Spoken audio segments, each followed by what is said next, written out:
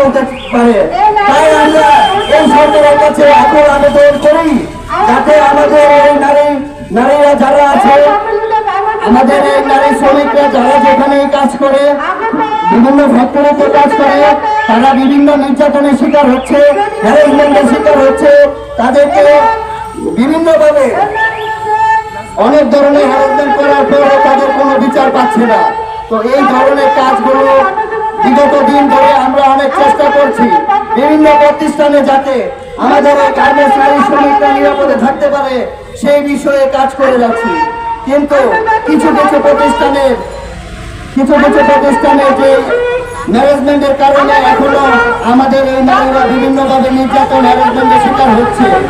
তাই আমাদের একটাই দাবি এই নারী দিবস উপলক্ষে আজকে, যাতে আমরা এই নারীদের সুরক্ষা দিতে পারি, কর্মস্থলে নিরাপদে থাকতে পারে, নারীরা তাদের অধিকারের কথাগুলো বলতে পারে, নারীরা তাদের বিচারগুলো পায় এবং নারীদের যাতে সুরক্ষিত থাকে, এই বলে আমার বক্তব্য শেষ করছি। ধন্যবাদ।